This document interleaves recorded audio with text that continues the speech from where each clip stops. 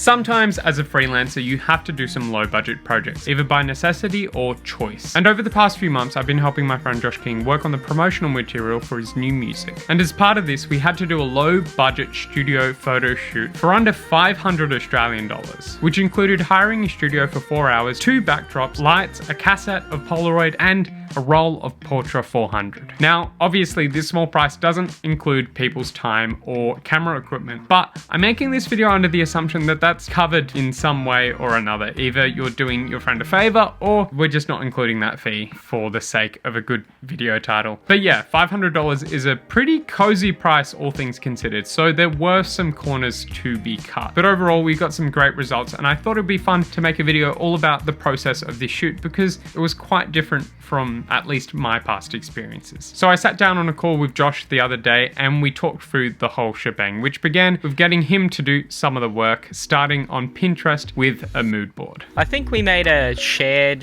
board to start out with, and I added photos of artists that I listened to because, well, I thought that was a good place to start. The purpose of these photographs, I think, is what drove what kind of images you were looking at initially, which was we want to use these pictures for press. Yeah, that's it. Promotion. Yeah. What was so great about this process was that I got a really strong understanding of what Josh wanted to accomplish with this shoot, without really doing much work myself, keeping costs low for him. And I found it to be a really great corner to cut, and I'd stress to try and do it, if you can, on every shoot really, because it removed all of the guesswork that I usually find myself doing with a client and really made for some clear communication about visual style. I think I remember one in particular that we ended up pursuing. I think it was a Justin Bieber one or something. We took that one and carried through on that visual style quite a bit, and we tried that during the shoot. From there, we moved on to more specific planning, which was the styling, and yeah, that was a bit of a mission.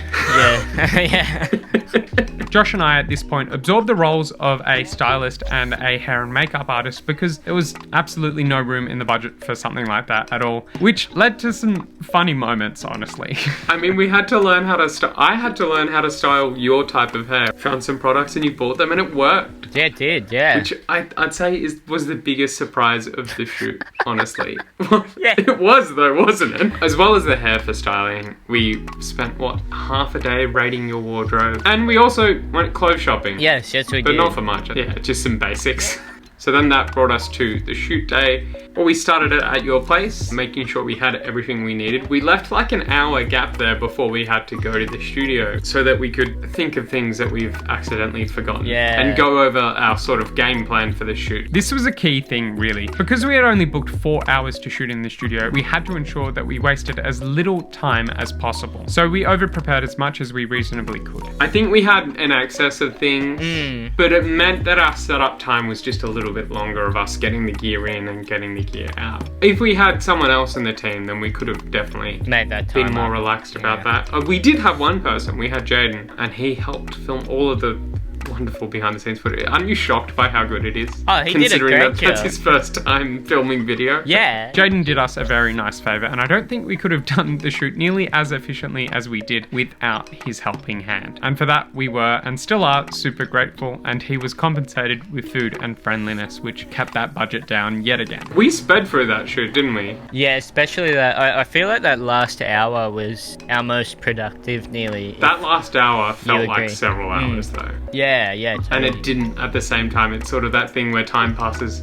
super quickly and super slowly at the same time. We haven't worked together in like a little while, so like it was very cool to just see like you were just sort of like go in a good way. Do you know what I mean? Because of our preparation at the start and my great understanding of Josh's sensibilities with photography, it was very easy to focus in this shoot and just shoot, really. And I charged my way through the shoot, trying to keep time and moving quickly. When I'm in a shoot like that, my focus is just one track. Everything else that happens around me, I'm not a part of. Did you find a difference between the photographs where you had your guitar with you versus the photographs where it was just you? Yeah, I guess that the guitar is kind of like my safety blanket. When I had my guitar, I could kind of just jam out, forget that it was a photo shoot. One of the oldest tricks in the book for portraiture: distract your subject from the reality of how unnatural a studio shoot is. I urged him to play on his guitar a lot, which was fine anyways because we did need pictures of him playing for promotional purposes. And on top of that, we were constantly listening to a pre-prepared playlist which I made with Josh shortly before the shoot, and that really helped to ease Josh into feeling much more comfortable on camera very quickly so that we didn't lose too much time on that. And then we moved on to the edit, which I'm only going to cover briefly in this video anyways, so there's not much to talk about it other than that. We did it very different to how one would traditionally do it for budgetary reasons, in that I've been editing them as we need them. But yeah, that was a low budget shoot, and essentially the biggest deal of it was that we took up multiple roles. You took up multiple roles when it came to styling. I mean, obviously you had to wash your hair, but beyond that, sort of you had more of a creative say in the process, which doesn't usually happen. Like, what did you think about that? I actually really enjoyed it because, as you know, as a fellow creative, like, sometimes you can't do everything yourself. It's always good to be able to help steer your image as much as you can, like whether that be your brand or your actual like image. These photos. yeah, exactly. So. Yeah, I really enjoyed it, yeah. And that's really what matters most in the end. Josh was happy with the process and the product, and I really enjoyed the change of pace. Overall, the breakdown of the budget is as follows: $385 for the studio backdrops and lighting, $30 for a Polaroid cassette, and $52 for a roll of Portra 400, making for a total of 467 Australian dollars for a whole studio shoot. With the results that we got, I think that's pretty damn good. These are a few of my favorite images that I captured on the day. I'll have a blog post shortly on my website so you guys can take a closer look at these pictures. They were mostly shot on my 5D Mark IV, the film shots on my EOS 3000, and the Polaroid on my Polaroid One Step Plus. Thanks for hopping on this call with me, Josh. Do you want to promote your thingy or something? So I just released my debut single, 116.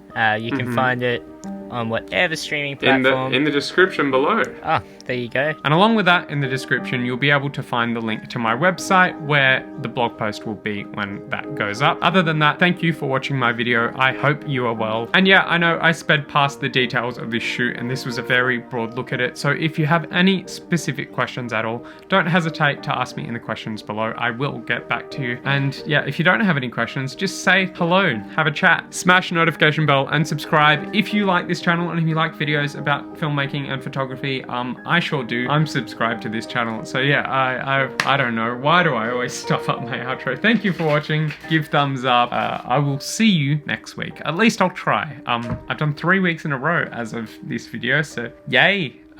See ya.